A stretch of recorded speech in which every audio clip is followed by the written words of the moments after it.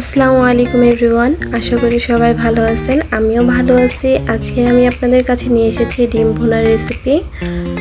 এখানে আমি দিয়ে দিচ্ছি পরিমাণ মতো সয়াবিন তেল। আমি আগে থেকে ডিমগুলো সিদ্ধ করে রেখেছিলাম এবং হলুদ ও মরিচ গুঁড়ো দিয়ে ভালোভাবে মেখে আমি 2 মিনিটের জন্য ভেজে নেব ডিমগুলো ভাজার পর এখানে আমি দিয়ে দিচ্ছি আলু কুচি। আমি আলুগুলো ভাজির মতন কেটে নিয়েছি। আপনারা চাইলে অন্যরকম করে কেটে নিতে পারেন, তবে আমার আলুগুলো সিদ্ধ করার জন্য তাড়াতাড়ি আমি আলুগুলো কুচি করে নিয়েছি। তো আলু ও ডিমগুলো আমি একটি বাটিতে রেখে দেব। এখানে আমি সয়াবিন তেল দিয়ে দিচ্ছি এবং 1 কাপ পেঁয়াজ বাটা দিয়ে দিচ্ছি। আপনারা চাইলে কুচি করে নিতে পারেন, তবে আমার মতে পেঁয়াজের স্বাদটা যেন দ্বিগুণ হয়, যার কারণে আমি ভেজে নিয়ে নিয়েছি। তো পেঁয়াজগুলো ভালোভাবে ভেজে নেওয়ার পর এখানে আমি দিয়ে দিচ্ছি 2টি এলাচ এবং 1 চামচ আদা রসুন বাটা। ভালোভাবে মশলাগুলো ভেজে নেব।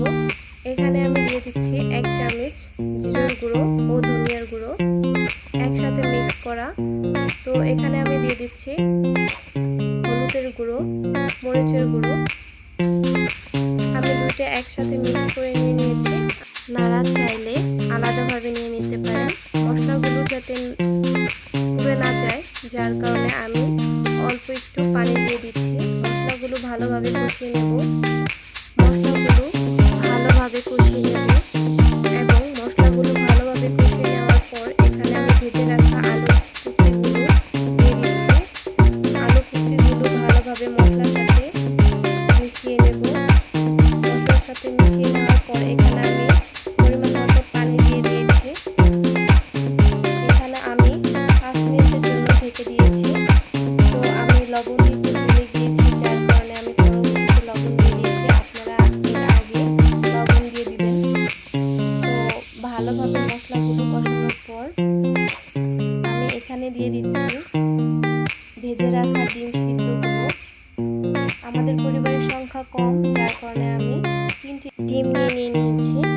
তো ডিমগুলো ভালোভাবে মিশিয়ে 2 মিনিটের জন্য ভালোভাবে নেড়েচেড়ে নেব। এবং এই ডিমের রেসিপি থাকলে মাছ বা মাংসের কোনো প্রয়োজনই হবে না এবং বাচ্চারা খুব টেস্ট করে খাবে। শুধু বাচ্চারা না, আপনারা হঠাৎ করে মেহমান আসলেও এই রেসিপিটি একবার হলেও ট্রাই করবেন। এবং ভিডিওটি ভালো লাগলে অবশ্যই লাইক, কমেন্ট, শেয়ার করবেন।